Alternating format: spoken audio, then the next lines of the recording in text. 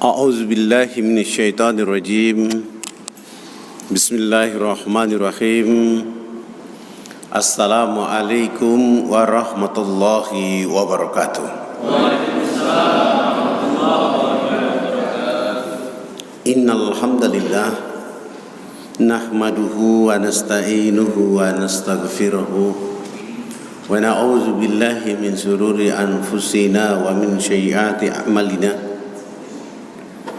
من يهد الله فلا مضل له ومن يضلل فلا هادي له أشهد أن لا إله إلا الله وحده لا شريك له وأشهد أن محمدا عبده ورسوله اللهم صل وسلم وبارك على محمد وعلى آله وأصحابه ومن تبعهم بإحسان إلى يوم الدين. Ma'asyiral muslimin jamaah duha yang dirahmati oleh Allah Subhanahu wa taala. Tak henti-hentinya kita memuji syukur atas segala limpahan rahmat dan kasih sayang Allah. Alhamdulillah, di waktu duha yang mulia Allah menggerakkan kita berlapang-lapang duduk di tempat yang mulia. Semoga kita yang duduk di tempat yang mulia ini seperti sedang berada di dipan-dipan surga Allah Subhanahu wa taala.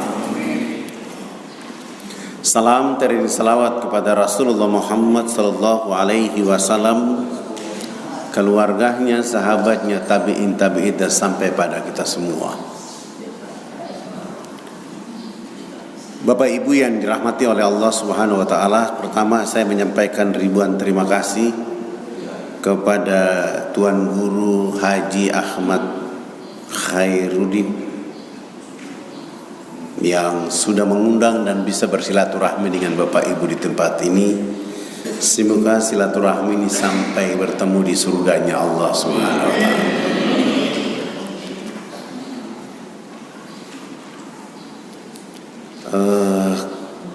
Pertama yang perlu saya beritahu bahwa selama ini dalam pikiran orang yang belum pernah ke Irian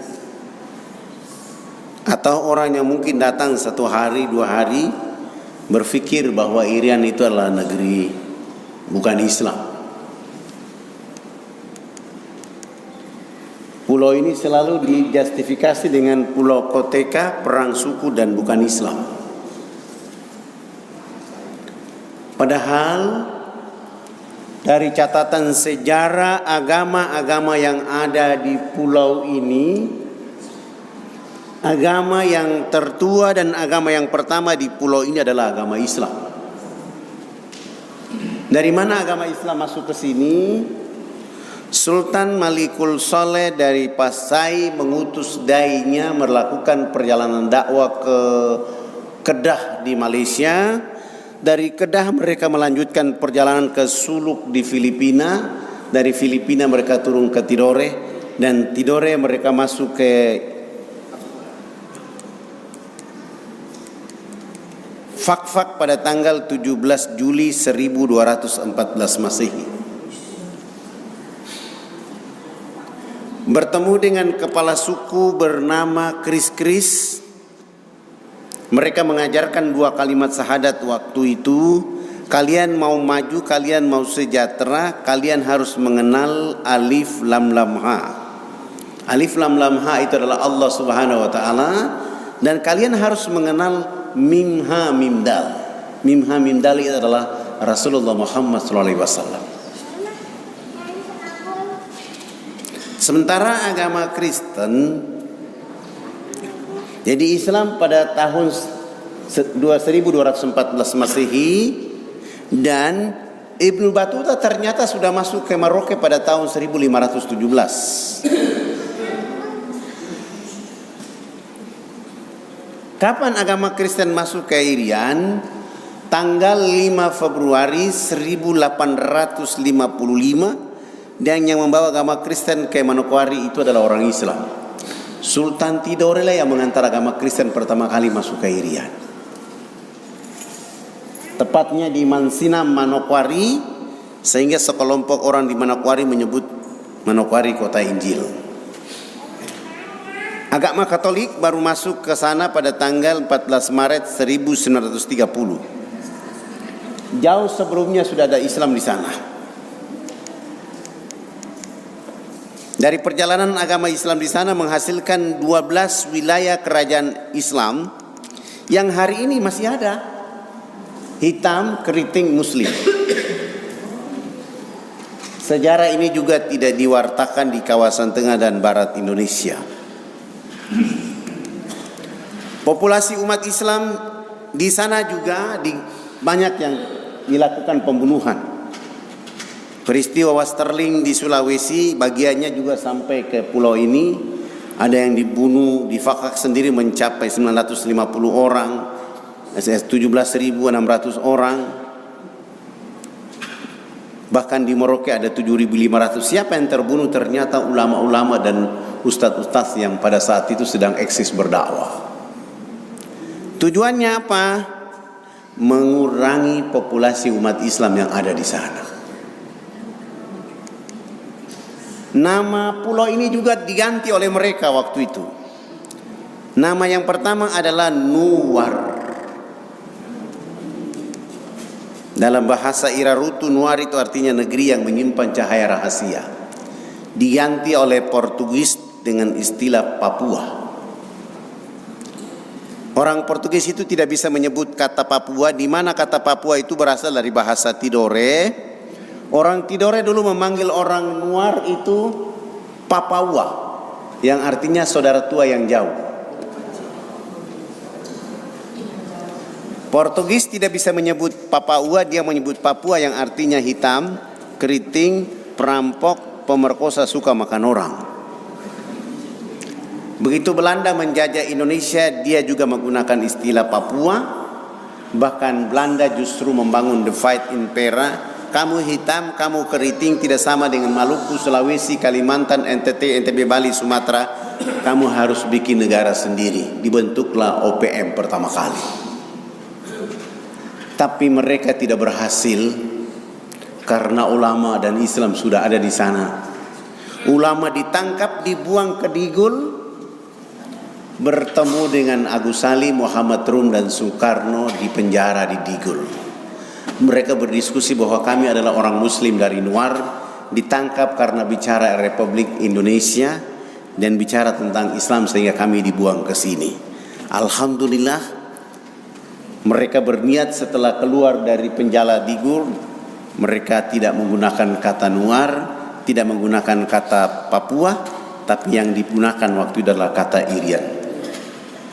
Kata Irian berasal dari 3 bahasa, dari bahasa Biak, kata Iriana bumi yang panas, bahasa Irarutu dari kata Iriano daratan yang besar. Ketika Ibnu Battuta datang ke Merauke melihat sebagian orang telanjang, dia menyebutnya Urian. Iriana, Iriano dan Urian dalam konferensi Malino tahun 63 di Makassar ditetapkan dan disepakati dengan menggunakan kata Irian ditambah Barat dan disebut Irian Barat dan berubah menjadi Irian Jaya. Kata Irian itu artinya ikut Republik Indonesia anti Nederland ditambah Jaya. Tahun 2002 diganti oleh Presiden Abdurrahman Wahid atas usulan kelompok-kelompok yang ingin menghantam NKRI, diganti dengan istilah Papua sampai hari ini. Tapi kami anak-anak Muslim dan umat Islam tetap menggunakan kata Nuwar atau Irian Jaya. Irian atau Nuwar tanpa Indonesia bukan Irian. Dan kalau Indonesia tidak ada Irian bukan Indonesia. Nuwar dan Indonesia satu kesatuan yang utuh sampai dunia kiamat dan bisa dijaga dengan dakwah agama Islam. Alhamdulillah, Fadlan selesai kuliah dari Makassar langsung pulang ke Irian. Tidak ke Fakfak tapi ke Jayapura. Langsung jadi PNS, pegawai Nabi Sallallahu Alaihi Wasallam. Jadi dai. Mengapa harus jadi dai? Karena saya berpikirnya sederhana saja. Untuk membangun orang Irian ini dakwah satu-satunya solusi paling terbaik. Dari perjalanan itu saya mencoba untuk berdialog dengan seorang pendeta yang bernama Pendeta Alfon. Kenapa saya harus berdialog dengan beliau? Karena saya ingin memperkenalkan Islam seperti apa yang diajarkan Nabi. Walaupun tidak sama dengan diajarkan Nabi, tapi paling tidak sudah memberi informasi tentang keadaan Islam. Selesai sholat subuh, saya jalan kaki ke rumah beliau kurang lebih 200 meter. Saya lihat ketika saya menuju rumah beliau, beliau sedang lari pagi di depan halaman rumahnya. Saya percepat langkah untuk bertemu beliau. Ketika saya tunduk menuju rumah beliau, beliau lihat saya dan beliau lari masuk ke dalam rumah. Pagarnya dirapatkan, pintu rumah ditutup. Saya mengetuk pintu rumahnya di pagi hari itu. Selamat pagi. Yang keluar dari dalam adalah istri beliau. Pagi, ada apa? Ibu, saya mau ketemu Pendeta Alfon. Istri langsung menjawab, mohon maaf Bapak Pendeta tidak ada di rumah. Dalam hati saya baru yang tadi lari masuk itu siapa? Saya pulang. Besok pagi saya datang lagi. Selamat pagi. Anak pendeta yang keluar mengatakan mohon maaf Bapak Pendeta tidak ada di rumah. Saya pulang hari ketiga saya datang lagi. Selamat pagi. Anak berikutnya keluar mengatakan tidak ada di rumah. Saya pulang hari keempat saya datang lagi. Selamat pagi. Istri pendeta yang keluar menjawab tidak ada di rumah.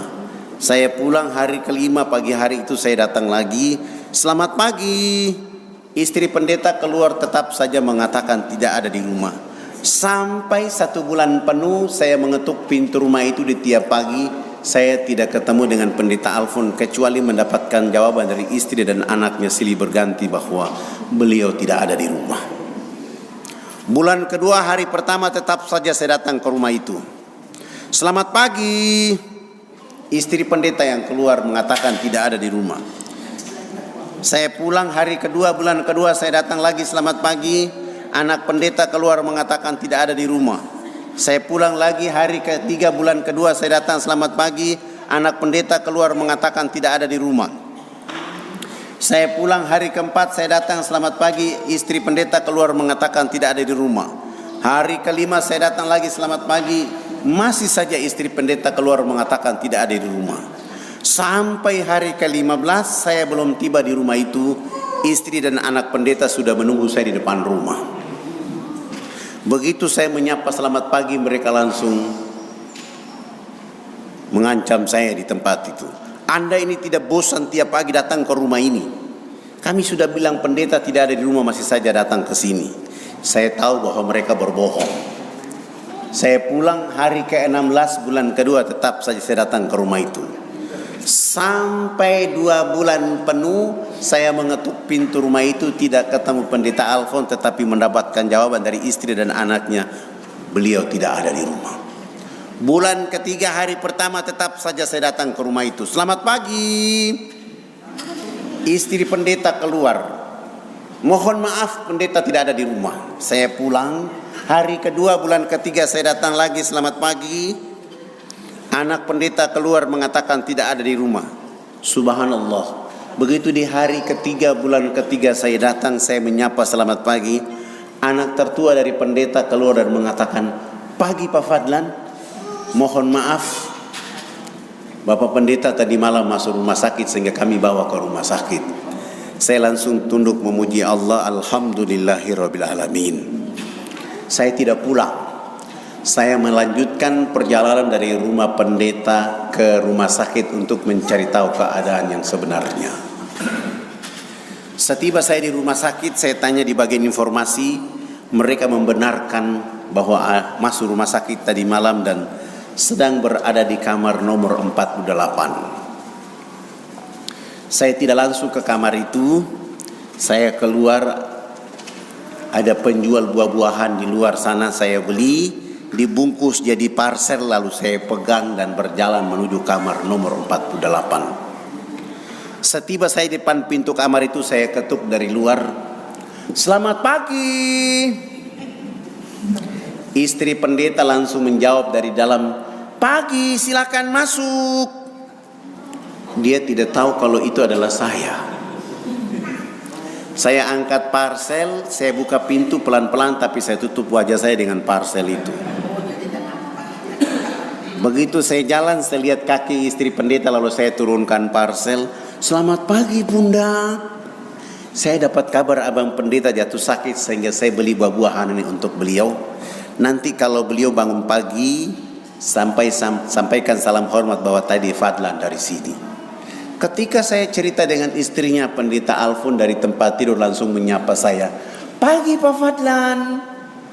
Saya tinggalkan istrinya, salaman dengan beliau, dan saya mengatakan, "Alhamdulillahirabbil alamin, abang pendeta hari ini sungguh sangat luar biasa. Saya dapat rahmat dari Allah karena saya sudah cari abang 2 bulan 3 hari. Abang ini sebenarnya tidak sakit, tapi abang mendidik istri dan anak hari-hari berbohong. Di sisi lain, abang bicara cinta kasih di gereja di setiap minggu, sementara keluarga inti diajak untuk berbohong. Nanti kalau sembuh jangan mengulangi perbuatan ini. Saya pamit pulang." 5 hari kemudian beliau sembuh, pulang ke rumah. Alhamdulillah, hari ke-6 saya menjadi tamu pertama di rumah beliau. "Selamat pagi." Beliau bersama istri dan 7 anak membuka pintu dan mempersilahkan saya masuk ke dalam rumah mereka. Di saat itulah saya mulai cerita kepada mereka dengan judul "Indahnya Islam bagi penduduk alam semesta."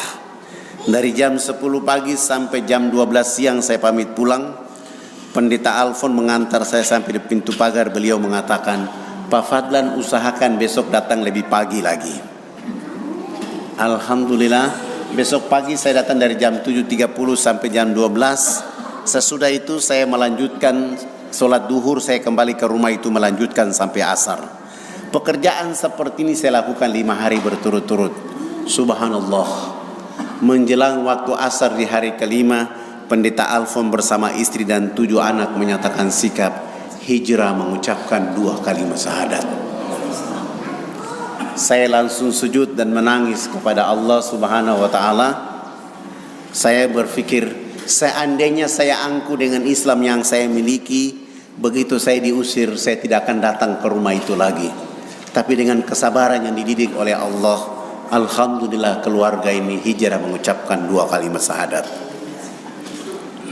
Saya ada sedikit tabungan. Kami sewa rumah yang lebih besar, kami pindahkan mereka ke sana karena rumah yang mereka tempati adalah rumah dinas kependetaan.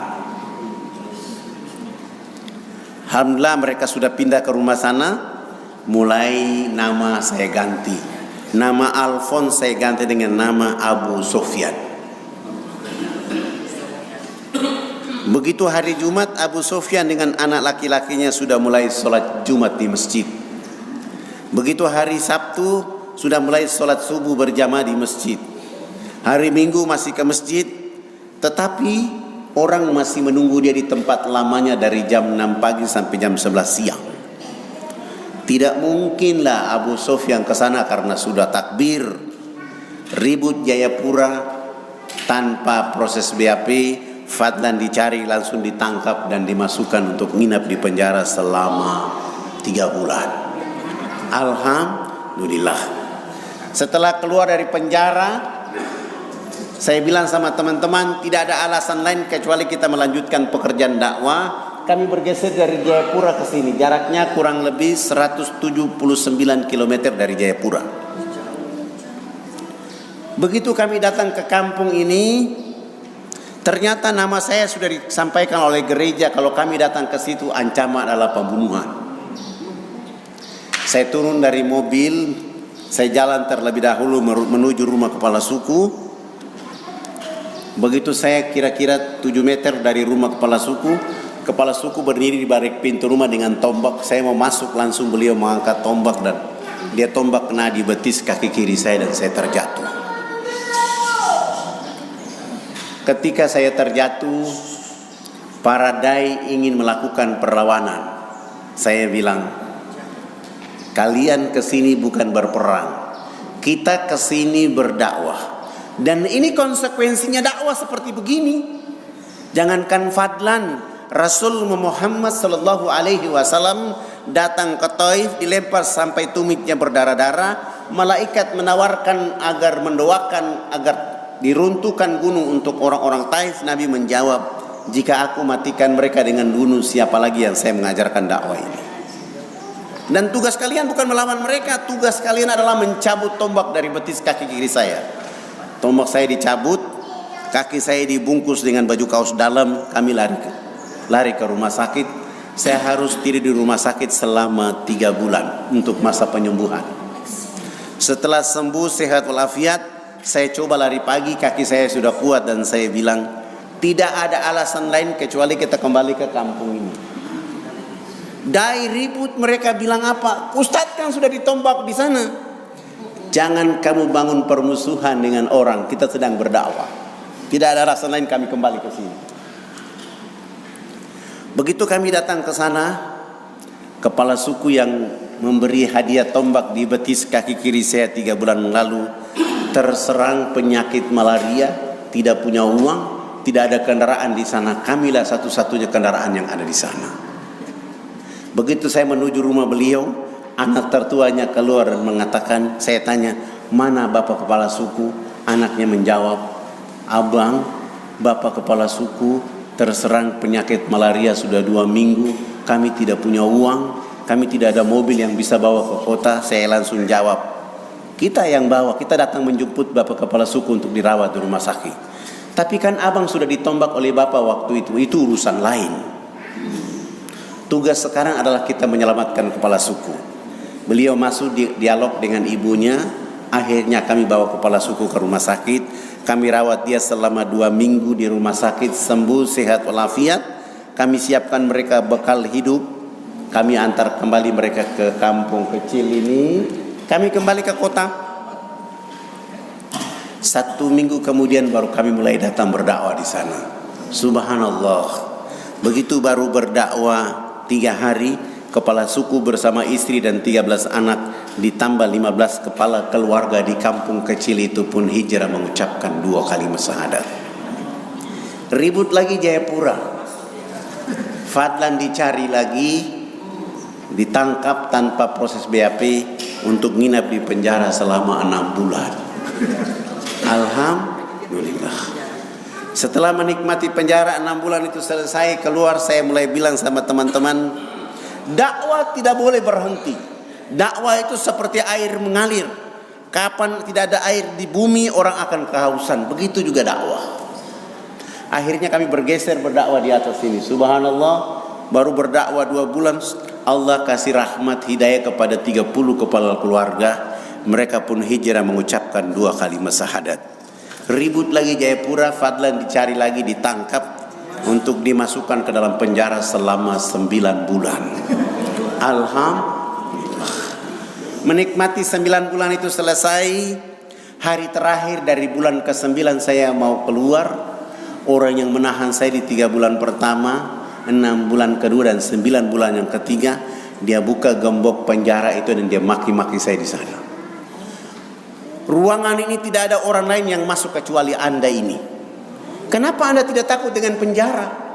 Saya jawab, abang, saya bukan maling, saya bukan pembunuh, saya bukan pemberontak, saya juga bukan penjahat. Saya hanya ingin mencerdaskan saudara-saudara saya di negeri ini agar pasti tunduk menyembah Allah dan mengikuti Rasulullah Muhammad SAW. Tidak apa-apa kalau mau menangkap saya lagi, terserah. Tapi sebelum abang menangkap saya mau kasih tahu, orang kaya abang ini suatu saat akan ditangkap oleh Allah dan disiksa oleh Allah habis-habisan karena abang salah menangkap orang selama ini. Bahasa saya ini membuat dia ketakutan dan dia bilang sama saya, jangan kau kasih takut-takut saya. Ketika ketakutan itu dia tidak bawa pulang saya ke posko dakwah saya di Hamadi di Jayapura, justru beliau bawa pulang saya ke rumahnya. Sampai di rumahnya dia suruh istri dan 5 anak di ruang tamu. cerita Islam kepada mereka. Dan ini dakwah saya yang paling tercepat. 8 jam kemudian beliau bersama istri dan 5 anak pun hijrah mengucapkan 2 kalimat syahadat. Saya menunggu kira-kira saya mau ditangkap lagi, ternyata sudah tidak ada. Orang yang menangkap saya sudah syahadat. Saya mulai berpikir, oh, tidak ada pekerjaan yang paling bergengsi di dunia ini kecuali dakwah. Maka tidak ada alasan lain kita melirik dakwah dari Jayapura ke Wamena. Tidak punya uang, belum punya fasilitas dakwah, mau dan tidak mau jalan kaki. Dan kami coba jalan kaki seperti ini. Berapa lama dari Jayapura jalan kaki ke Wamena? 3 bulan baru sampai. Tapi kan kami sudah berniat bahwa ini pekerjaan bergengsi, maka tidak ada alasan lain. Kami baru jalan kaki 1 bulan di jalan, teman-teman saya 19 orang itu betis kaki kiri dan kanannya sudah bengkak. Dan mereka bilang kalau kita memaksa diri untuk sampai ke lokasi, tenaga kita sudah habis, kita belum berdakwah, kita sudah diancam oleh orang. Akhirnya tidak melanjutkan perjalanan ke Wamena, kami balik lagi ke Jayapura. 2 bulan tidak ada dakwah. Bagaimana caranya bisa sampai ke Wamena? Saya menghadap kepala desa, nama kami semua saya ganti. Yang nama Zainuddin saya ganti dengan nama Paulus. Yang nama Hasanuddin saya ganti dengan nama Markus. Yang nama Tahamudi saya ganti dengan nama Wilhelmus. Yang nama Fadlan saya ganti dengan nama Leo. Dengan cara itu baru kami bisa membeli tiket pesawat misionaris. Alhamdulillah kami diterima semua. Besok harus terbang. Sore hari itu kami mulai menyediakan modal dakwah berupa sabun mandi 7 karton, sampo 7 karton, odol sikat gigi dan pakaian layak pakai 7 karung. Mencoba untuk terbang. Besok pagi terbang. 45 menit kemudian kami tiba di lokasi ini. Kami disambut oleh saudara-saudara kami di sana, tapi sayang mereka semua dalam keadaan telanjang. Mohon maaf, ini bukan porno, mereka seperti ini.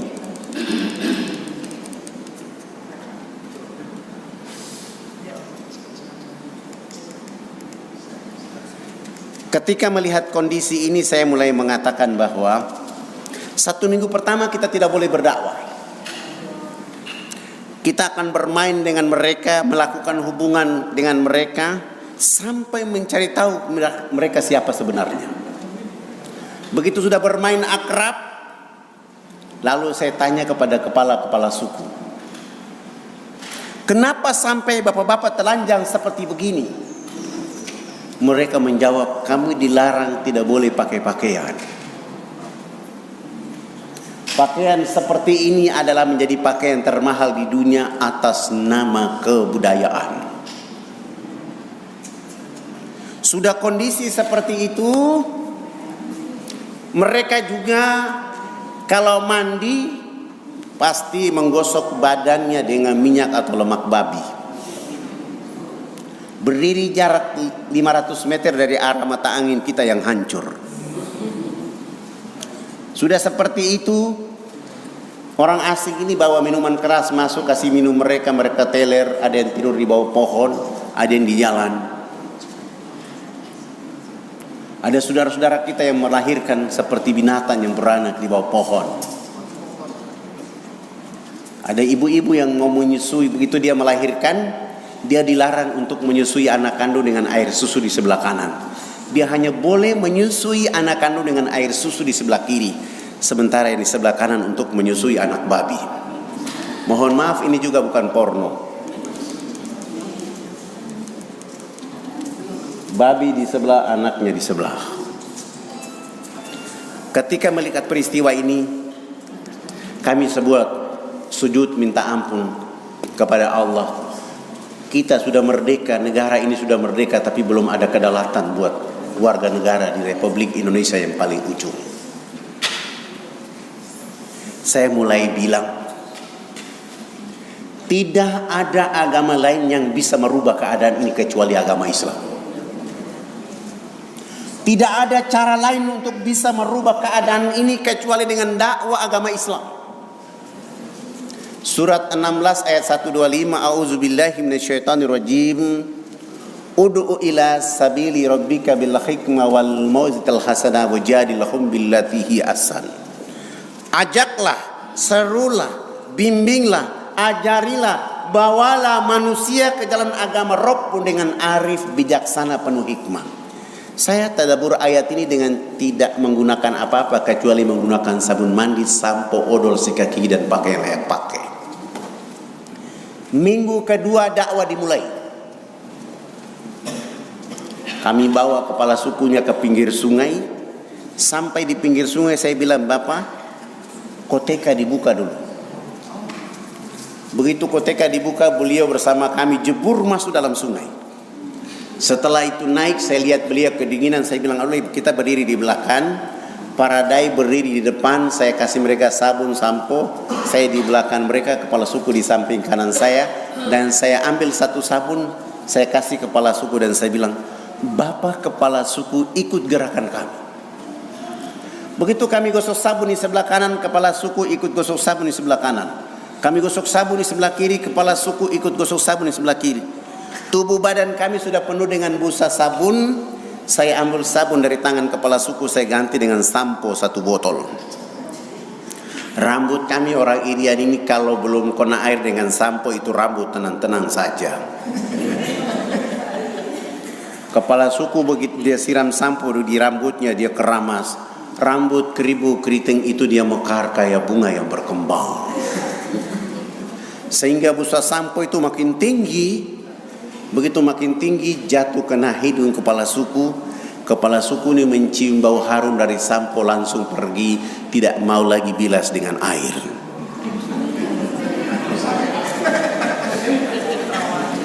Begitu dia jalan, para dai mulai mengatakan, Bapak kepala suku harus disiram dengan air. Kepala suku menjawab, tidak anak, ini wangi. Rupanya selama hidupnya baru pertama mencium bau harum. Alhamdulillah 6 hari berturut-turut mandi tidak pernah bilas dengan air. Di hari ke-6 bersama kami jebur kembali ke dalam sungai. Naik sama-sama gosok sabun, sampo. Kami yang lain kembali jebur dalam sungai untuk bilas. Kepala suku naik pasang koteka dan berjalan. Kelihatan busa berjalan kayak kuntilanak. Kena matahari busa sampo itu kering di rambutnya, busa sabun pun kering. Kepala suku langsung ke kebun bekerja seperti biasa seorang petani. Jam 2 siang dia pulang dari kebun. Perjalanan pulang dari kebun Allah turunkan rahmat berupa hujan. Kena di tubuh badannya, busa sampo dan sabun yang tadi kering muncul kembali. Beliau gosok-gosok sampai hilang itu busa sampo dan sabun. Allah ganti dengan kesegaran jasmani. Kepala suku ini tiba di rumah, tidur dari jam 3 sore sampai jam 9 pagi hari berikutnya. Pagi-pagi kami datang ke rumahnya, kepala suku langsung bicara. Anak, mandi yang benar itu yang anak ajarkan. Bapak kemarin dimandikan oleh sang pencipta sehingga Bapak tidur menjadi enak. Selama ini Bapak belum pernah tidur enak seperti tadi malam. Oh, bagaimana kalau pagi ini Bapak ikut mandi? Dengan senang hati beliau ikut kami ke sungai, mandi, resmi bilas, naik beliau tidur dari jam 10 pagi sampai jam 3 sore hari itu. Begitu dia bangun tidur langsung kampanye, warga masyarakat 28 kampung itu besok pagi yang berkumpul di lapangan dekat sungai itu sebanyak 3.712 orang. Tua, muda, besar, kecil, laki, perempuan untuk belajar mandi menggunakan sabun mandi yang kami bawa. Kami ajar mereka dari jam 8 pagi sampai jam 12 siang belum tuntas semuanya. Sholat duhur tiba, saya bilang di kepala suku, yang sudah mandi jangan pulang, yang belum mandi juga jangan pulang. Kami 1 minggu sebelumnya sudah buat panggung di tengah lapangan itu menjadi tempat sholat kami karena tidak bisa sholat di atas tanah. Di lokasi sana babi sangat banyak. Begitu kami wudhu selesai ini di atas panggung, yang sudah mandi maupun yang belum mandi tadi duduk di bawah panggung sholat. Salah satu dai dia qomat dan saya takbir. Allahu Akbar. Teman-teman dai di belakang saya pun ikut takbir. Allahu Akbar. Begitu kami takbir, yang sudah mandi maupun yang belum mandi yang duduk di bawah panggung, semuanya serentak berdiri, langsung berputar keliling panggung sholat dengan berlawanan arah jarum jam. Mereka keliling tawaf seakan-akan kami itu Ka'bah. Apa yang dilakukan oleh mereka? Ternyata mereka berputar keliling panggung sholat itu untuk memperhatikan dan mengamati gerakan-gerakan sholat duhur yang kami lakukan. Begitu saya salam ke kanan, assalamualaikum warahmatullahi. Salam ke kiri, assalamualaikum warahmatullahi. Kepala suku besar itu langsung loncat naik di atas panggung sholat dan mengajukan beberapa pertanyaan. Anak, kenapa anak dengan teman-teman berdiri dan angkat tangan dan mulutnya bicara-bicara? Itu maksudnya apa? Saya bilang subhanallah, baru mandi cerdas begini. Saya mencoba menjawab pertanyaan yang jawaban yang masuk di akal mereka. Bapak kepala suku, mama-mama dan masyarakat, kami 20 orang ini agama kami Islam. Dalam agama kami diperintahkan Tuhan Allah Sang Pencipta dalam satu hari 5 kali menghadapnya di saat dan waktu yang ditentukan. Tadi kami berdiri mengangkat tangan, itu artinya kami menyerahkan sepenuhnya kami punya jiwa, kami punya raga, dan kami punya kehidupan kepada Tuhan Allah. Dan yang kami bicara-bicara itu adalah Allah Maha Besar. Diri kami dan kehidupan ini kecil sehingga tangan kiri kami malu menutup dada kami, tangan kanan kami pun malu menutup tangan kiri dan dada. Terserah Allah. Mau menghukum kami terserah, mau memberi kami hadiah terserah, karena kami sudah menyerahkan sepenuhnya jiwa, raga dan kehidupan kami kepada Tuhan Allah. Kepala suku mendengar penjelasan saya, langsung beliau mengatakan, oh, ini agama yang benar. Menurut Bapak kami sudah Islam. Beliau mengajukan pertanyaan berikutnya, tapi kenapa sesudah itu anak dengan teman-teman bongkok badan? Apa artinya bongkok badan? Kenapa ruku? Saya jawab, kami bongkok badan itu supaya melihat di bumi ada fasilitas yang diberikan oleh Allah. Tanah, pasir, batu, air, hewan, tumbuhan. Semua itu pemberian Allah kepada manusia, dinikmati, dipelihara, dilindungi karena masih ada manusia berikutnya. Ini agama yang benar ini. Menurut Bapak kami sudah Islam. Tapi kenapa sesudah itu anak dengan teman-teman tunduk mencium papan? Apalagi artinya? Kenapa sujud? Saya jawab, kami tunduk mencium papan pertanda kami menangis atas kejahatan, maksiat, dosa yang kami lakukan di bumi. Kenapa kami lakukan itu? Sebentar kami mati nanti kami punya kulit, daging, darah, tulang akan dilebur menjadi tanah. Sebelum dilebur menjadi tanah, kami menyatukan telapak tangan, kepala, lutut dan kaki menangis minta ampun kepada Dia Allah yang Maha Tinggi. Tapi kenapa sesudah itu anak dengan teman-teman lihat ke sebelah kanan mulutnya bicara-bicara, lihat ke sebelah kiri masih bicara-bicara? Salam dia bilang bicara-bicara. Saya jawab, kalau tadi kami mengangkat tangan adalah menyerahkan sepenuhnya jiwa, raga dan kehidupan kami. Kami bongkok badan untuk melihat apa yang diberikan oleh Allah. Sesudah itu minta ampun. Selesai minta ampun kami lihat ke sebelah kanan. Kalau di tempat ini belum ada orang yang tahu berpakaian, tugas kami datang mencari pakaian untuk menutup tubuh badannya. Melihat ke sebelah kanan, kalau di tempat ini belum ada orang yang tahu mandi, tugas kami datang mengajarkan orang yang bisa tahu mandi. Ada yang lapar, tugas kami mencari makan. Ada yang sakit, tugas kami mencari obat. Sesudah itu melihat ke sebelah kiri, kalau di tempat ini belum ada orang yang mengenal Allah dan Rasulnya, kami hadir di sini memperkenalkan Allah dan Rasulnya kepada mereka. Begitu mendengar penjelasan saya, kepala suku langsung mempersilahkan saya dengan para dai turun duduk bergabung dengan masyarakat di bawah panggung. Mereka tua-tua adat beberapa orang bersama kepala suku naik di atas panggung. Bukan sholat tapi rapat adat membahas kehadiran kami di sana. Setelah 1,5 jam kemudian kepala sukunya berdiri dan menyampaikan pengumuman.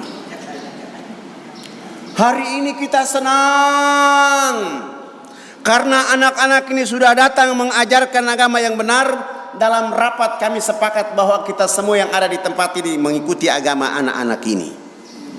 Begitu mendengar kalimat itu kami semua tunduk malu menangis karena kami datang ke situ tidak bawa apa-apa kecuali sabun, sampo. Subhanallah. 3.712 orang mengucapkan 2 kalimat syahadat tanpa beban dalam kondisi telanjang. Setelah mereka mengucapkan 2 kalimat syahadat, proyek berikutnya kami lakukan untuk mereka adalah mengganti nama-nama mereka.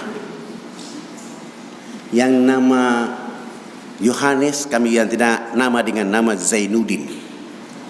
Yang nama Wilhelmus kami ganti nama dengan nama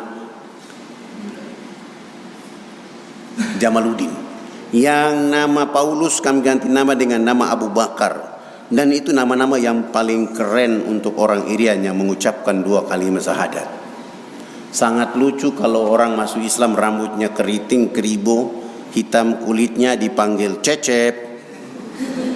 Tidak cocok. Atau dia masuk Islam rambutnya keriting dipanggil Sutrisno. Tidak cocok. Setelah mengganti nama-nama mereka, proyek berikutnya yang kami lakukan adalah melaksanakan hitanan massal mulai dari umur 7 bulan sampai umur 63 tahun. Alhamdulillah, saya kembali ke Jayapura, ketemu dengan ayahanda Dr. Kolonel Mulia Tarmizi dari Angkatan Laut. Saya bilang bahwa dulu waktu di mahasiswa kita bicara HMI, kenapa sekarang kita tidak memanfaatkan Angkatan Laut untuk hitanan massal di atas? Alhamdulillah, beliau menggerakkan Angkatan Laut, kita bisa hitan saudara-saudara kita di sana. Sesudah itu beliau bilang, harus kita kasih tahu Pak Harto supaya wilayah ini pembangunannya dipercepat. Beliau bikin surat, fax ke Jakarta, Pak Harto balas, silakan bawa kepala-kepala suku. Alhamdulillah, kami mulai membawa kepala suku. Subhanallah, kepala-kepala suku ini sudah pakai celana panjang, sudah pakai kemeja, bahkan sudah pakai jas. Tapi belum bisa pakai sepatu. Karena ukuran kakinya rata-rata nomor 47. Tidak ada jenis sepatu itu, terpaksa kami menggunakan selal jepit kelebihan tumit, terbang Makassar. Di Makassar istirahat 6 jam. Saya bawa kepala suku keliling kota Makassar untuk melihat pembangunan. Kembali ke airport, terbang ke Jakarta. Kami dari Jakarta, dari Cengkareng langsung menuju Wisma Haji di Jalan Jaksa, Jakarta Pusat. Kami istirahat di sana, pagi-pagi bangun, sholat subuh selesai, mandi, sarapan, dan kami menuju ke istana. Sampai ke istana, bawa rekomendasi dari Angkatan Laut. Bagian Pas Pampres mengatakan, Pak Harto menunda pertemuan, bukan pagi ini, tempatnya juga dipindahkan, juga bukan di sini. Harusnya jam 10 pagi di istana, dipindahkan ke rumahnya jam 4 sore di Jalan Cendana. Kami kembali ke Wisma Haji, makan siang, sholat duhur, istirahat, bangun, mandi, sholat asar, dan kami menuju ke Jalan Cendana. Begitu kami datang, subhanallah, Pak Harto di tengah-tengah kesibukan kenegaraan memimpin bangsa dan negara, menyambut kehadiran kepala-kepala suku, salaman, berpelukan, dibawa masuk ke dalam ruang tamu, dikasih makan, dikasih minum, dikasih oleh-oleh, dikasih bingkisan, dikasih uang tiket. Pak Harto pun memberi mereka beberapa uang saku. Sebelum menyerahkan uang saku, Pak Harto minta supaya kepala suku salah satu dari mereka bicara, konferensi pers. Lalu kepala suku besarnya bicara, Bapak tidak pantas jadi presiden. Presiden macam apa hanya bangun Makassar? Presiden macam apa hanya bangun Jakarta? Pemilu nanti saya akan bicara supaya Haji Muhammad Soeharto tidak boleh lagi dipilih jadi presiden. Kepala suku ini bicara pakai bahasa daerah, Pak Harto juga tidak tahu. Tapi subhanallah, Soeharto, Presiden Soeharto tidak ada prasangka buruk negatif kepada kepala-kepala suku. Beliau dengan senyum dan mengatakan, segera diterjemahkan. Tidak mungkinlah saya menerjemahkan seperti itu. Saya mulai mengambil makna yang diinginkan oleh kepala suku dan saya mengatakan, Bapak Presiden yang terhormat, hari ini kepala-kepala suku sungguh bahagia bisa bertemu dengan Bapak Presiden. Dan kepala suku besar tadi mengatakan Haji Muhammad Soeharto layak jadi Bapak Pembangunan Nasional. Dengan cara inilah Pak Harto langsung angkat telepon, menelpon Menteri Agama, kepala-kepala suku itu diberangkatkan haji pada tahun itu juga. Dengan cara ini Pak Harto menelpon Menteri Sosial, kami dibantu pembangunan rumah layak huni sebanyak 917 unit rumah dengan program ABRI Masuk Desa. Pak Harto pun menyumbang 28 masjid. Pak Harto pun menyumbang 1000 karung pakaian, 600 karton sabun, sampo, odol, sikat gigi. Dan Pak Harto mengatakan anak-anak yang sudah syahadat dibawa ke Muhammadiyah Ciputat, Muhammadiyah Jogja, Prambanan, sana pantai asuhan ke Semarang sampai ke Malang, anak-anak itu kami bawa.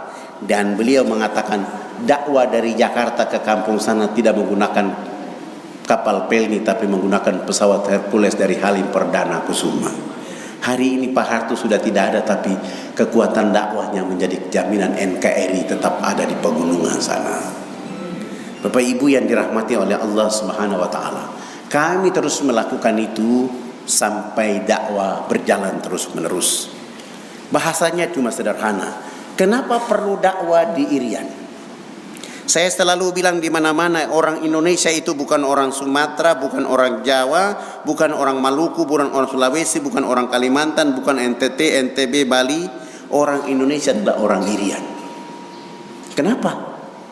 Yang pertama sholat subuh di Republik Indonesia adalah orang Irian.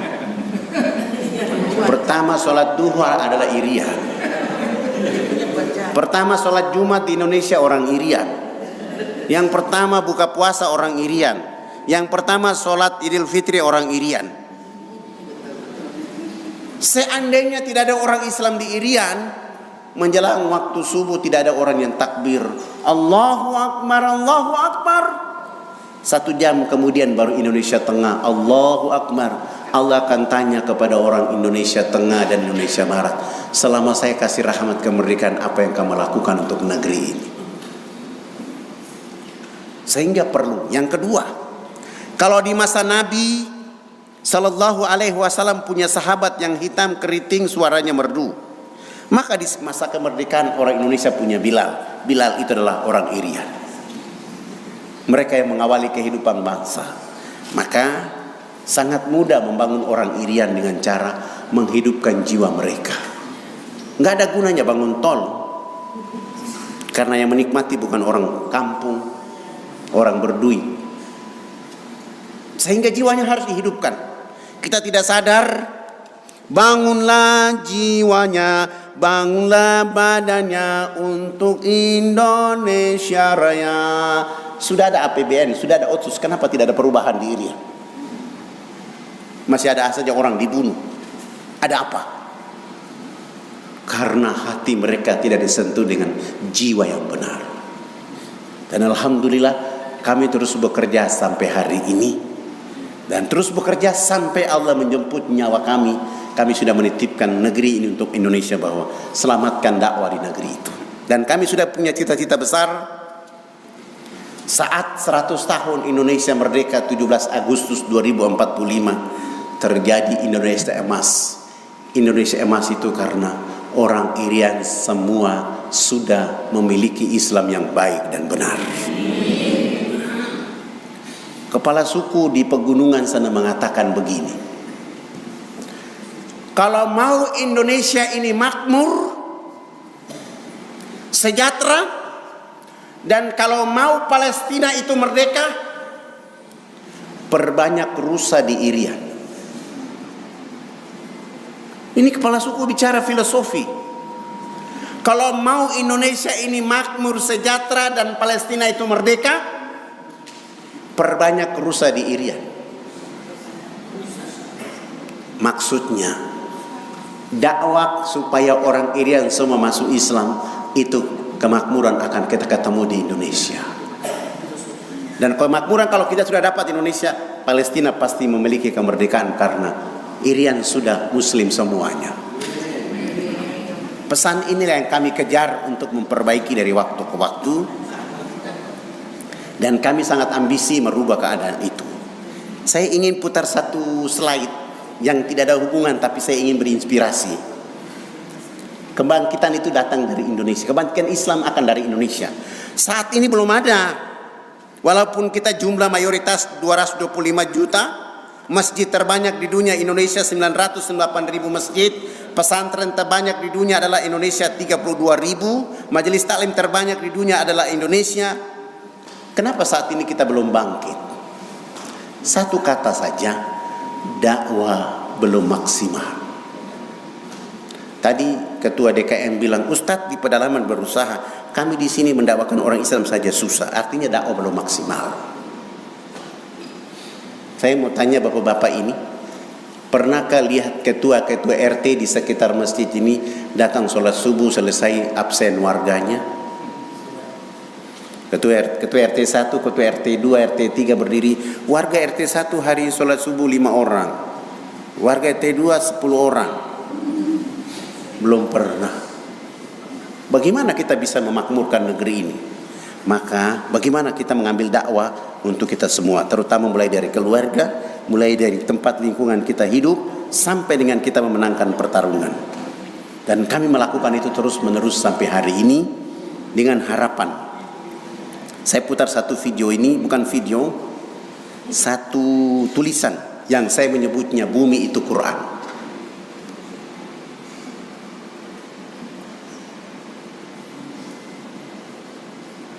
Supaya bisa Bapak tahu kenapa saya ambisi berdakwah di Irian.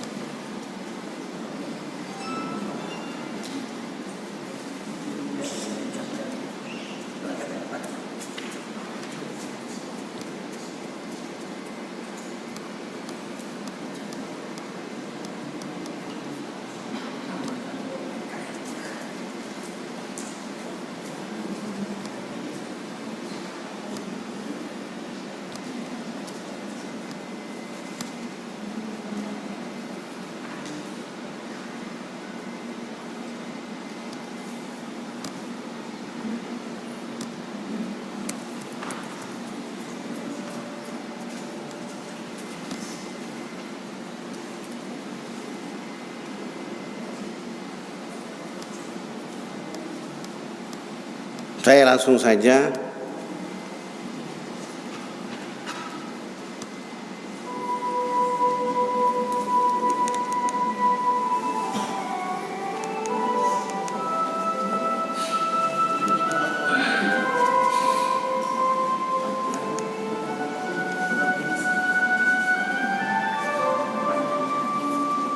ini adalah bola dunia, peta dunia menurut gambar. Mari kita lihat firman Allah. Surat Al-Mulk ayat 3 dan 4. Dia yang menciptakan 7 langit bertingkat-tingkat, engkau tidak dapat lihat pada ciptaan Ar-Rahman itu dari yang tidak beres. Maka ulangkanlah pemandangan. Adakah engkau lihat dari yang cacat? Kemudian ulangkanlah penglihatan 2 kali, niscaya kembali pemandangan itu kepadamu dengan menengada dan hampa. Di sisi lain, dan kalau ada bacaan yang berjalan dengannya ada gunung, atau dipotong dengannya adalah bumi, atau bicara dengannya adalah orang mati, maka ini adalah Al-Quran. Kita lihat ini. Ini kurang terang. Ini adalah wilayah Saudi Arabia. Kalau lihat Saudi Arabia dengan ini, kita tidak bisa menciptakan sesuatu apa-apa, tidak bisa memahami apa isi peta dunia ini. Sementara di Laut Merah ini ada mata kaki, saya menyebutnya mata kaki. Saya buat gambar yang besar. Ini seperti gerakan seorang manusia. Saya buat sketnya. Mata kaki, ada gerakan.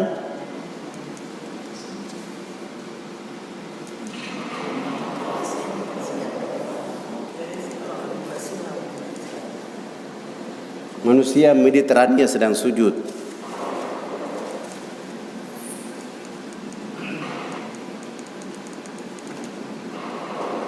Mata kaki itu adalah Hajar Aswad. Lutut kanan itu adalah sudut Iraki. Lutut kiri adalah Samsi. Sudut Yamani adalah lutut mata kiri, mata kaki kiri. Sujud adalah Hijr Ismail.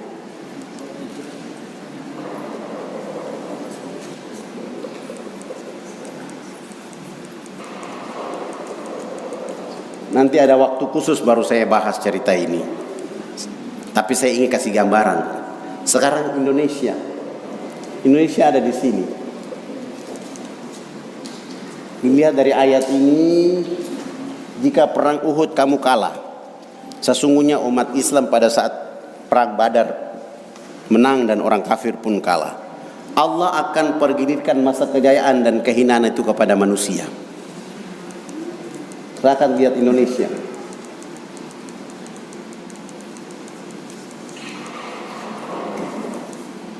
Ini Indonesia, Australia, Jepang di atas ini, ada Cina di atas ini. Apakah Indonesia betul-betul bisa bangkit? Jawabannya sangat bisa. Asal yakin yang benar. Ini lihat, ini Sumatera, ini Jawa, ini Irian, ini Kalimantan, ini Sulawesi.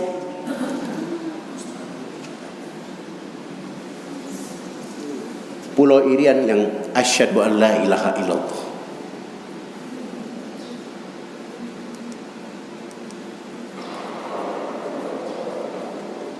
Sesungguhnya orang-orang yang mengatakan Tuhan kami adalah Allah, kemudian mereka meneguhkan pendirian mereka. Lanjutan ayatnya, jangan kamu merasa takut dan jangan kamu merasa sedih. Bergembiralah kamu dengan memperoleh surga yang dijanjikan Allah kepadamu.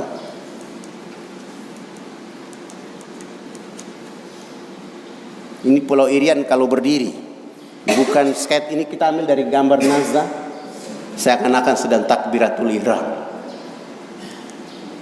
Ini sedang berbaring seperti ada huruf mim ha mim dal Muhammad. Jadi saya mau kasih tahu, orang OPM ingin mau merdeka, mereka tidak akan merdeka sampai dunia kiamat. Karena ikatan pulau ini tidak ada gambar tulisan Yesus, nggak ada. Allah balik dia menjadi kepala burung, tapi dia menggambarkan huruf mim ditarik ke bawah, Manokwari Nabire ditarik ke atas lagi Pulau Biak, dal ditarik ke Jayapura, ketemulah huruf ini. Sehingga kami sungguh yakin kebangkitan itu datang dari Indonesia, oleh karena mereka semua seperti kepala suku tadi bilang, kalau Indonesia sudah sejahtera, Indonesia sudah makmur apabila rusa sudah banyak kedirian.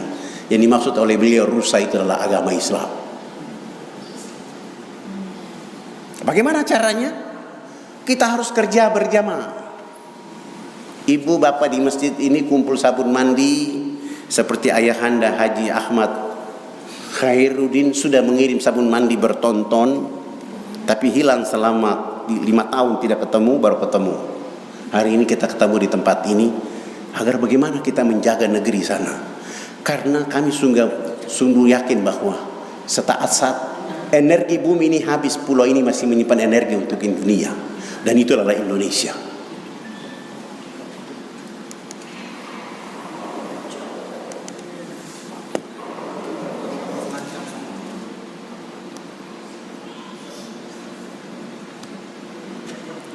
Maka tidak boleh ada orang seperti ini muncul, walau hari ini dia menyusui babi dalam keadaan telanjang.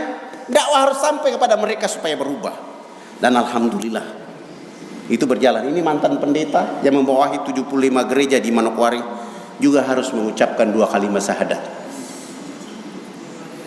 Kepala suku Asmat yang membawahi 2.800 kepala keluarga juga harus syahadat. Kepala suku yang panah saya di Timika juga harus syahadat. Kepala suku yang tombak saya di pegunungan sana juga harus syahadat. dan selanjutnya mereka ini semua hadir karena dakwah ini. Ini dai-dai kami di kampung-kampung sana. Hari ini alhamdulillah lembaga kami namanya Al-Fatikafa Nusantara AFKN sudah punya 1.500 dai.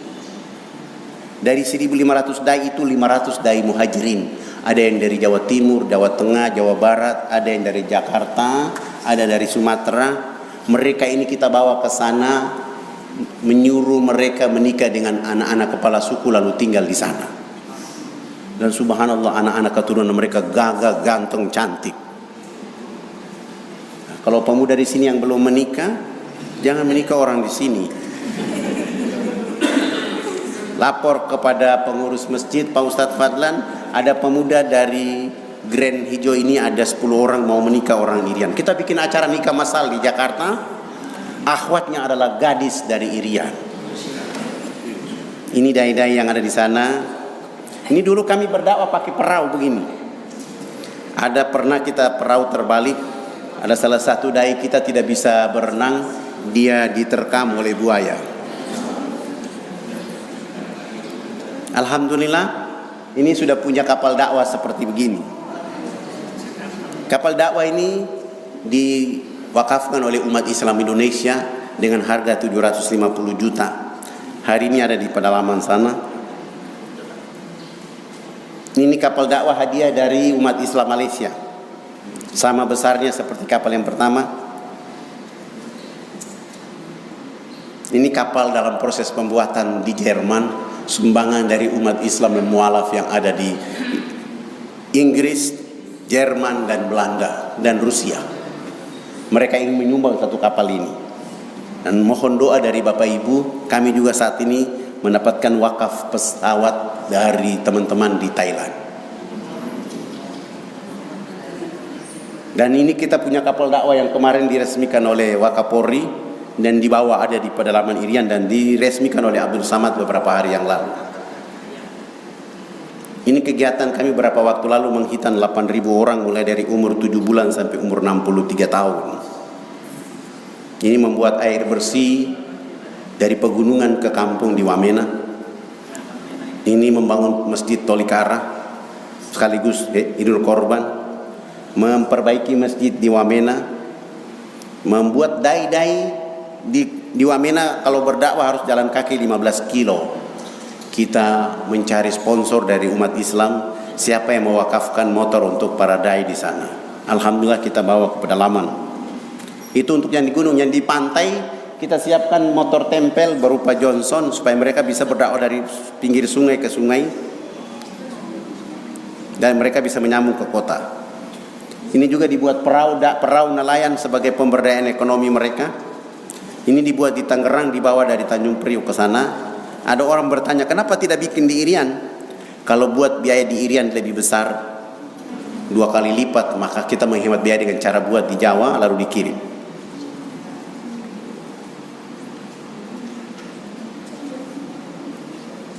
Ini mereka yang sudah pakai jilbab. Program 6 juta jilbab tidak cukup. Kita rubah jadi 21 jilbab juga tidak cukup.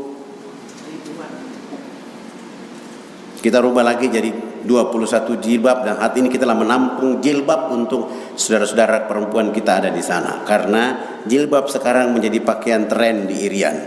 Karena kalau wanita Irian tidak pakai jilbab, rambutnya jabri kayak pohon. Tapi begitu dia pakai jilbab, kondisi kedudukannya seperti orang Sudat atau orang-orang dari Yaman. Kita juga buat air bersih. Ini pesantren yang ada di Walesi, di Wamena. Air bersih kita buat di Pulau Ugar, beberapa tempat.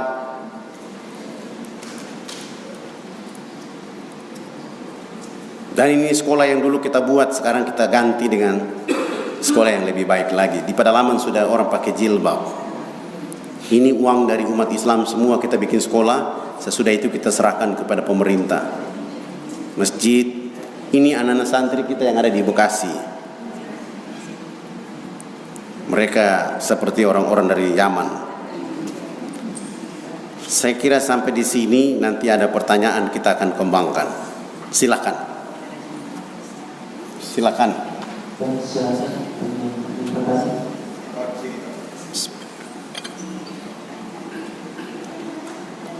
Assalamualaikum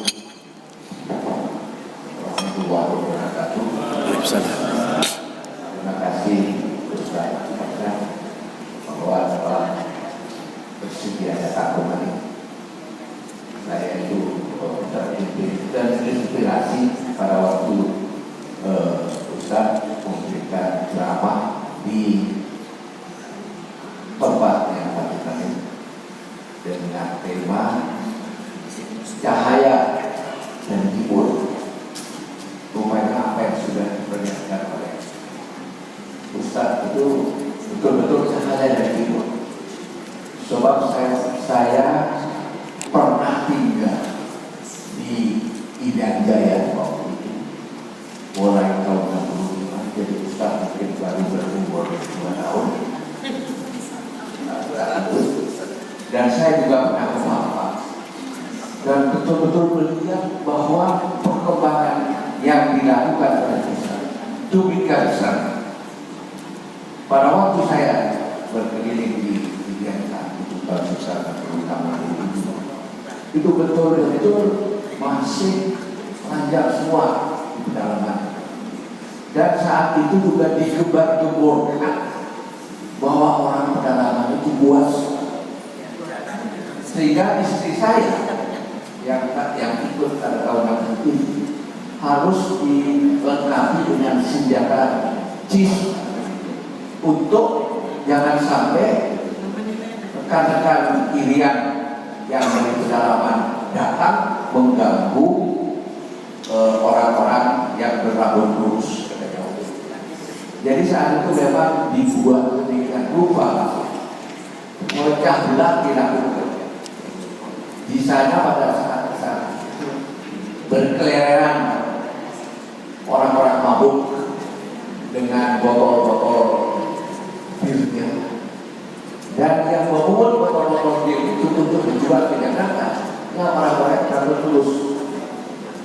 Pada waktu saya meresmikan kantor saya di Solo dan Fakta, itu dirumus-rumuskan bahwa kawan-kawan saudara-saudara kita di Irian itu akan melupas rambut lurus, tapi dengan apa yang dilakukan oleh Ustaz itu sangat-sangat memberikan kita untuk apresiasi. Dan kawan-kawan ini setelah melihat yang demikian mungkin timbul pemikiran bagaimana kita membantu Ustaz Taulan dalam memajukan Irian atau sekarang Papua. Nah, inilah yang makanya saya dengan susah payah meminta kepada Ustaz Taulan waktu itu untuk melakukan ceramahnya di Masjid Geraha itu. Sangat-sangat terima kasih bahwa Bapak sudah bisa menyampaikan hal-hal yang demikian, dan dengan jelas bagaimana perjuangan Bapak itu akan menjadikan Indonesia atau khususnya mungkin dari Irian menjadi cahaya yang berasal dari timur untuk perbaikan Islam. Mari kawan-kawan dukung yuk. Ini hal yang sangat-sangat penting bagi kita. Sebab saya tahu dengan mata kepala sendiri 50 tahun yang lalu bagaimana kawan-kawan kita itu diterbelakangkan oleh Belanda, dan mungkin saat ini masih ada. Sebab saya lihat bahwa mereka yang masih pakai merdeka itu dijadikan tujuan wisata. Nah, ini mohon Bapak berjuang bagaimana untuk menghapus objek wisata yang demikian. Sebab saya masih dengar bahwa itu menjadi tujuan wisata. Salah satu buktinya adalah perkawinan antara seorang wanita Amerika dengan kepala suku. Itu Misarjen dengan Obahoro. Saya lupa namanya. Iya, Misarjen dengan Obahoro. Nah, itu mungkin hal-hal yang betul dicegah karena Bapak dengan pasukannya itu sudah mulai menjelajah Irian Jaya. Dan saya mengharap kawan-kawan yang punya kemampuan untuk membantu Ustaz Maglan ini. Beliau berpusat di Bekasi, Pak, ya? Kalau tidak salah sekarang. Kalau di Bekasi itu sekolah, ada sekolah khusus. Kan orang bertanya, mengapa harus bikin sekolah di Bekasi? Kenapa tidak bikin di Irian? Di Irian sudah ada. Tapi kita ingin mimpi metode hijrah itu adalah metode mempercepat anak-anak Irian. Saya memilih Bekasi itu dengan ketentuan pertama, ketika anak-anak Irian ini belajar Quran dengan baik, belajar sunnah dengan baik, belajar ilmu-ilmu lain yang baik, kita ada kerjasama dengan teman-teman dari Lemhanas, TNI dan polisi, agar setiap 3 bulan sekali memberi pemikiran kebangsaan Indonesia kepada mereka. Sehingga mereka pulang cirinya adalah Indonesia. Dia tidak bicara dia orang Irian, tapi dia adalah orang Indonesia. Alhamdulillah hari ini yang sudah pulang 3.543 orang. Dibagi 62 kabupaten masih sedikit, Pak. Kita sedang kejar supaya bisa anak-anak ada yang masuk tentara, masuk polisi.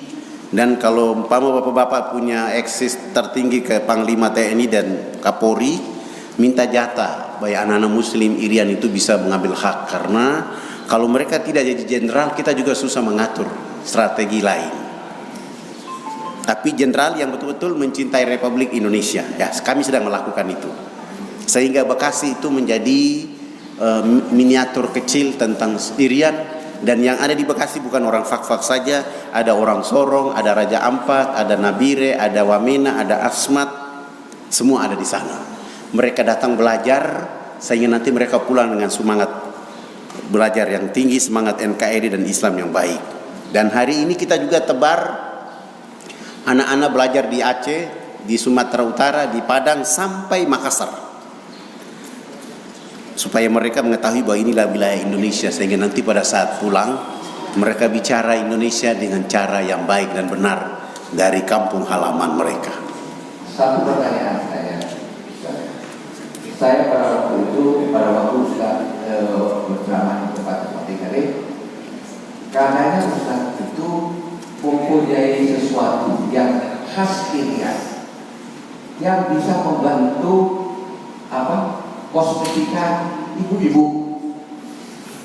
Nah, itu mungkin bisa disampaikan pada saat ini. Dan apa yang bisa dijadikan bahan oleh ibu-ibu untuk juga membantu Ustaz Maglan dalam rangka misinya.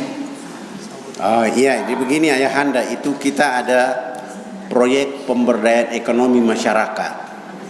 Wamena dengan kopinya, buah merahnya. Buah merah tadi hanya bisa minum, buah merah sekarang kita rubah bisa jadi sabun wajah. Sabun wajah. Saat ini sudah diproduksi dan kita jual, masih dipakai oleh santri dulu.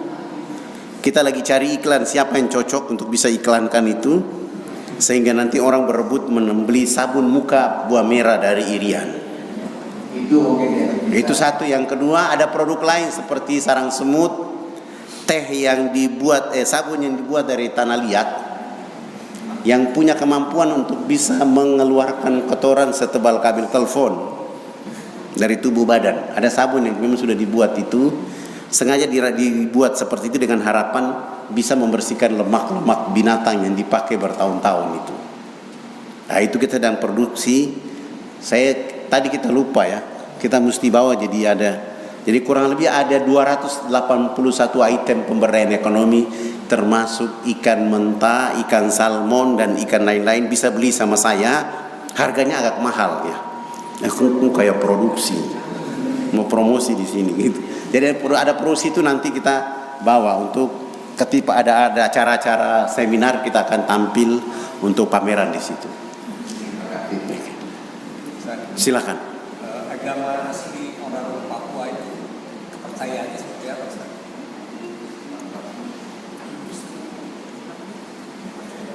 Islam masuk 1414. Kepercayaan orang aslinya itu. Orang asli. Ya, orang Ini orang aslinya masuk Islam ini. Sebelum Islam. Sebelum Islam sama seperti orang di Jawa, animisme juga. Iya. Khusus mereka yang ada di pegunungan, kenapa mereka menyembah mumi? Cerita mumi itu begini. Ada salah satu dai yang berdakwah, dia sampai ke gunung tidak bisa kembali. Tetapi ketika dia berdoa, doanya diterima oleh Allah, dikabulkan. Apa yang dia minta disiapkan oleh Allah. Sehingga orang melihat ini orang ajaib, orangnya karomah sekali. Begitu dia meninggal dunia tidak dikubur, justru diasap sehingga tubuh badannya itu masih kuat dan itu dijadikan tempat penyembah.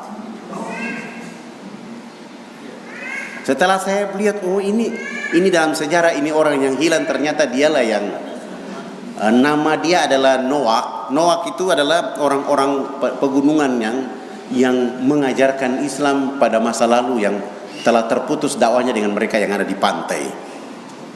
Tapi alhamdulillah sekarang sudah ketemu dan masyarakat sudah mengerti bahwa yang dimaksud dengan menyembah Allah itu adalah kepada Allah, tidak melalui manusia. Nah, kita sudah lakukan itu dan alhamdulillah sampai hari ini tiap tahun kita berangkatkan kepala-kepala suku itu 50 orang tiap tahun. Karena kerjasama dengan teman-teman dari Saudi Arabia supaya kepala-kepala suku ini bisa berangkat. Kalau kita minta ke Kementerian Agama selalu mengatakan tidak ada, jadi langsung kita ke kedutaan Saudi supaya bisa dapat. Kalau di masa Pak Harto, insya Allah kita bisa dapat kemudahan. Sampai hari ini Kementerian Agama belum memberi peluang itu kepada mereka yang, saya berpikir sederhana, kalau uang haji itu dipakai untuk memberangkatkan kepala-kepala suku Irian pergi haji tiap tahun, saya kira umat Islam Indonesia tidak marah. Ini uang haji dipakai untuk infrastruktur. Bingung kita bagaimana caranya. Oke, silakan Bunda.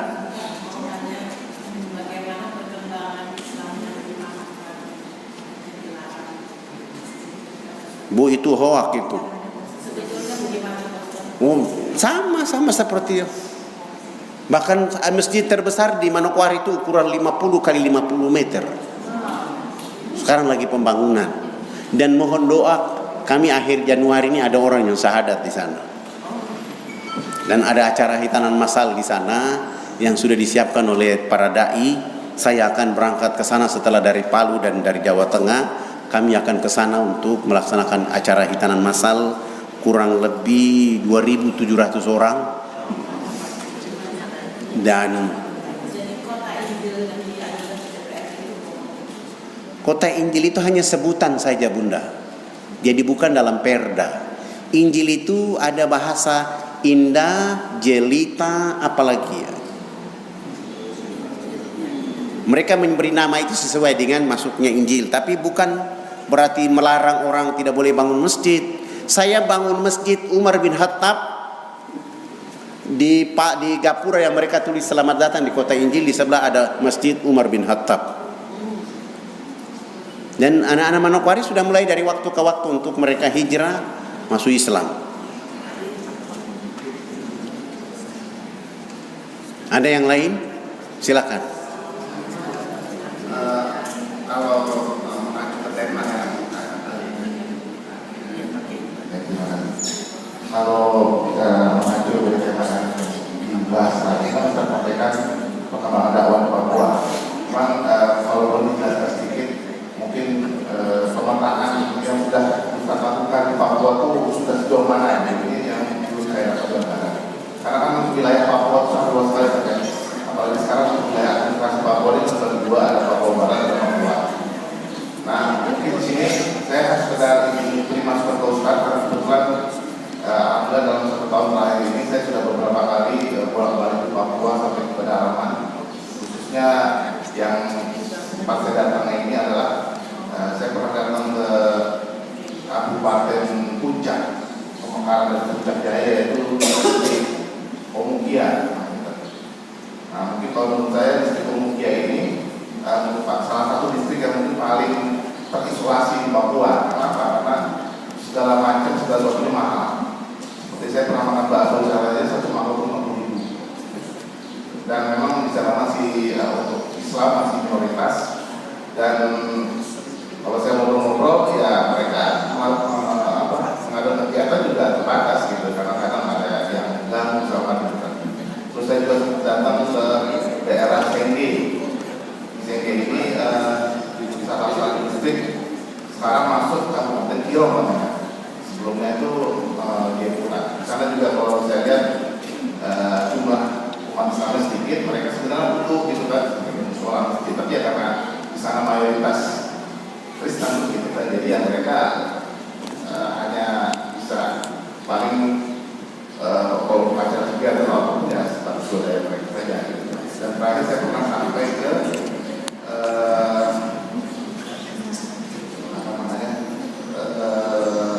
Sarmi. Kalau Sarmi sih kalau saya lihat lumayan bagus gitu kan. Cuman memang tetap kan sama mayoritas masih Nasrani.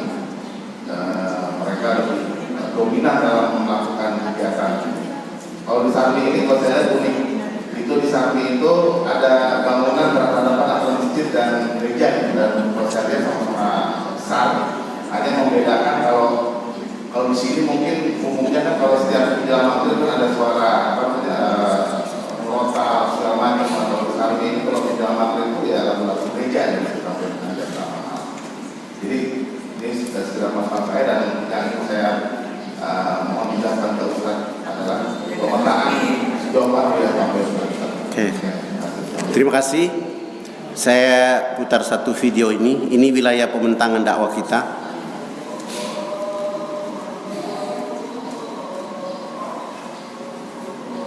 Semua titik kita sudah miliki. Khusus untuk wilayah pegunungan, kita agak sulit untuk membangun masjid karena transportasi yang agak sulit. Tolikara saja kita harus mencatar pesawat dengan menghabiskan biaya masjid waktu itu 2,7 M. Tapi masjid terbangun. Wilayah-wilayah kecil yang tadi antum sebut itu sudah ada orang kita di sana, cuma kita menggunakan cara pelan tapi pasti. Sebab kalau segera, ini bendera yang ada itu berarti sudah ada orang kita di sana.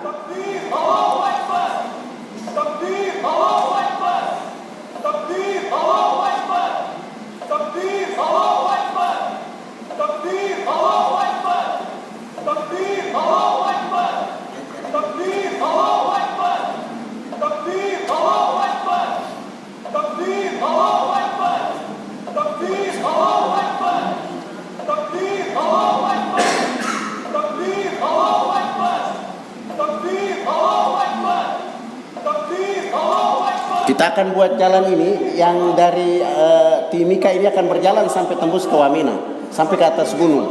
Alasan kita karena pantai lebih dekat dari sini daripada dari Jayapura.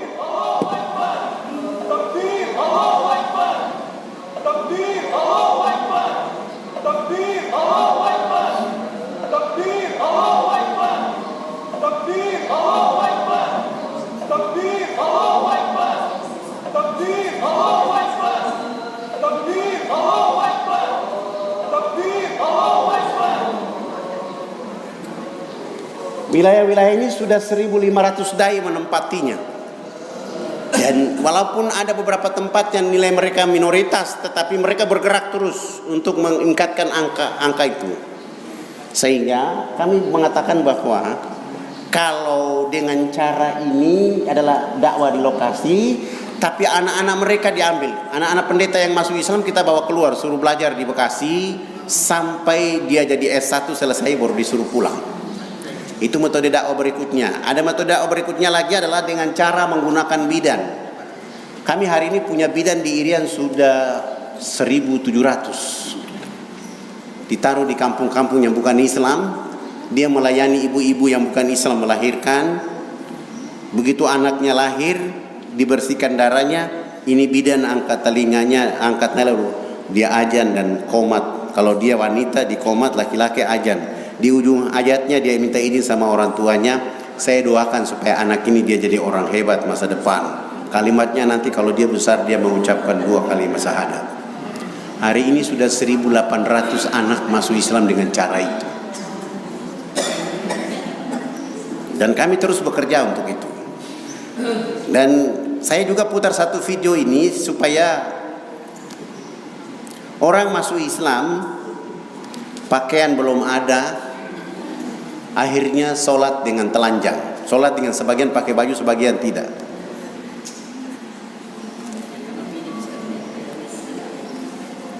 Ini saat mereka belum kita bangun masjid. Ini sholatnya di depan honai mereka. Ini kepala sukunya sholat dengan koteka. Bukan karena tidak ada pakaian, bukan. Untuk bawa pakaian dari kampung terdekat ke sini kami harus jalan kaki 10 hari 10 malam. Alhamdulillah teman-teman TNI dengan kekuatan angkatan udara kami pakai helikopter mereka untuk membawa bantuan itu ke sana. Dan ini kami lakukan terus-menerus. Dan alhamdulillah hari ini kita sudah punya transportasi darat baru 6 buah. Belum cukup. Minimal punya kapal untuk menguasai dakwah seantero Irian adalah punya 27 kapal dan punya 27 pesawat. Dan kami yakin kami akan miliki dari mana? Dari Allah melalui tangan orang-orang yang membantu dakwah.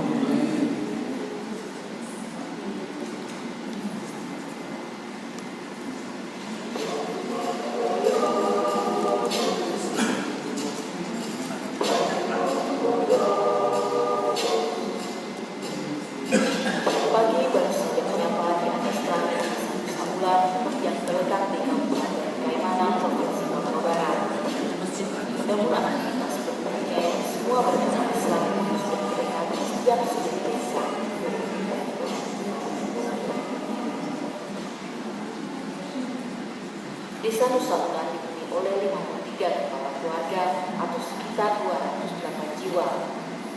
Desa Nusa Ular berjarak sekitar 3 jam perjalanan laut dengan menggunakan speedboat dari ibu kota Kabupaten Kaimana, Papua Barat.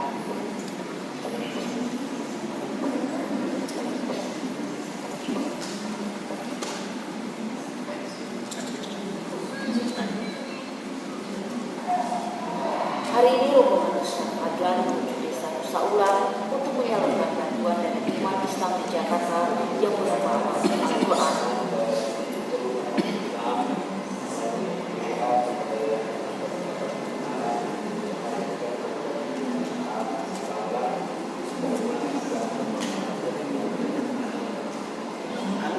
Penyaluran uang Al-Quran adalah salah satu bentuk pembinaan Islam yang aktif menuju Al-Quran dan asas Islamikan.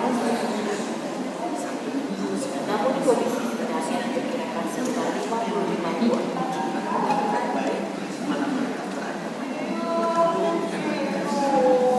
Di samping menyalurkan Al-Quran, dari adalah program pembinaan Al-Quran kepada masyarakat. Mereka mampu membaca Al-Quran dengan benar dan selalu mengamalkan.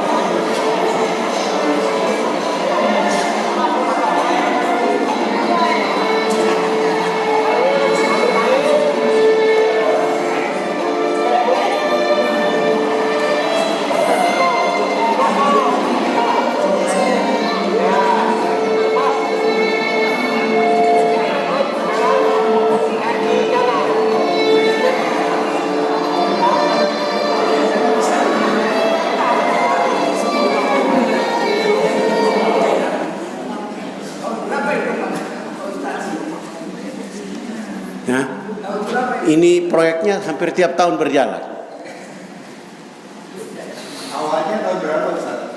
Bekerja dari tahun 81.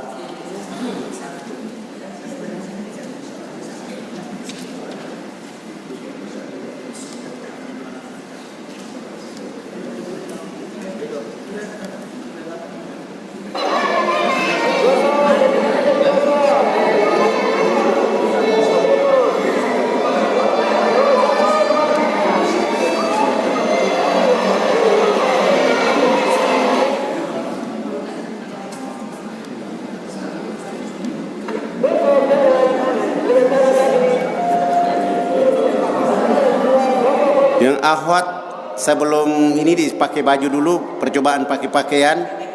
Sesudah itu tahara menggunakan tanah liat.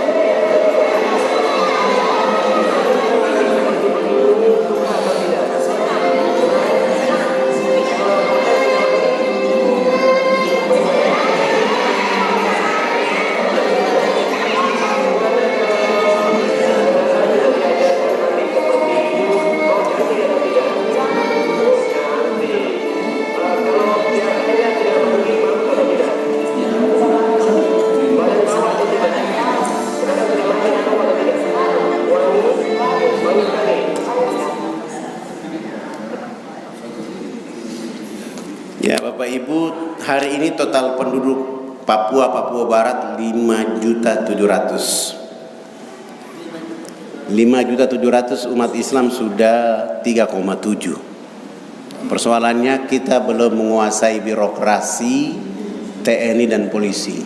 Sehingga kami membuat dakwah berikutnya adalah program SDM dibangun untuk menguasai birokrasi, sehingga mereka ditempati jadi camat, jadi guru, jadi bidan, jadi dokter. Akhirnya akan mereka merambat ke dalam birokrasi supaya bisa mengatur strategi langkah berikutnya untuk itu. Di sisi lain, kami sedang mempersiapkan 3.500 anak khusus untuk hafiz Quran. Boleh jadi nanti suatu saat imam di masjid ini berasal dari anak Irian dari pesantren di Bekasi. Itu kita sedang bercita-cita untuk itu dan hari ini sedang mempersiapkan.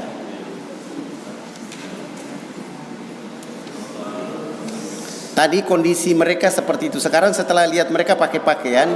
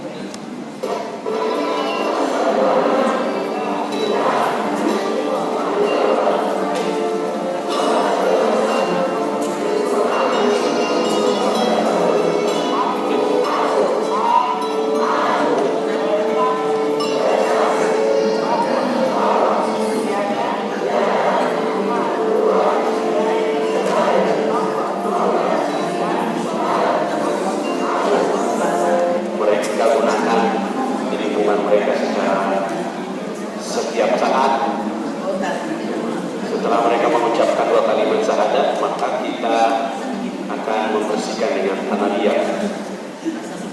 Tampak juga mereka antusias sekali setelah mereka mengucapkan 2 kalimat syahadat, dan kini mereka menggosok atau mengeluarkan daki-daki, lemak-lemak babi ataupun lemak-lemak binatang yang mereka makan.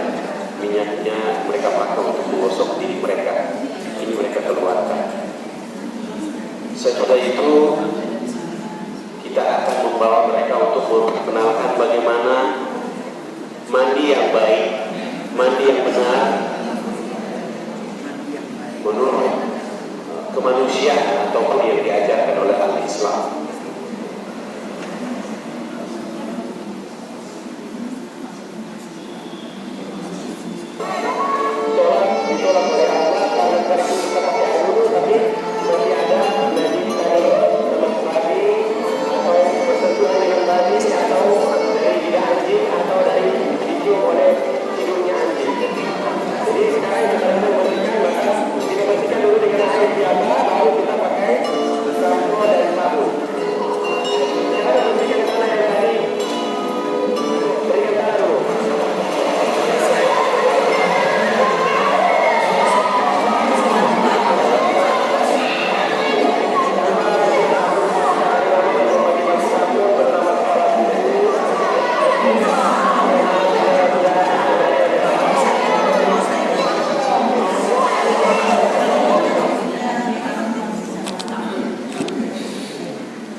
Ya, Bapak Ibu, ini sudah menjelang waktu duhur.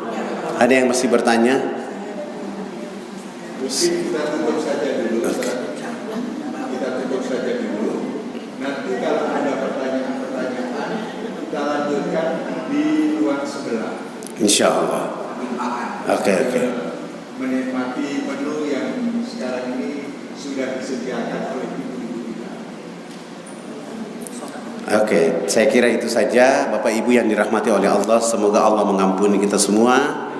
Dan Bapak Ibu di akhir sujud solat Bapak Ibu, baik qiyamul lail, duha dan lain sebagainya, jangan lupa mendoakan kami di Irian yang sedang berjuang, sehingga kita menyatukan kekuatan Republik Indonesia, kekuatan Islam, kemenangan Islam, bahkan kita akan menjadikan negeri ini menjadi orang-orang yang menjadikan keunggulan dalam membangun bangsa dan negara. Saya kira itu saja. Mohon maaf lahir batin. Subhanallah bihamdika asyhadu an la ilaha illa anta astaghfiruka wa atubu ilaik. Wassalamualaikum warahmatullahi wabarakatuh.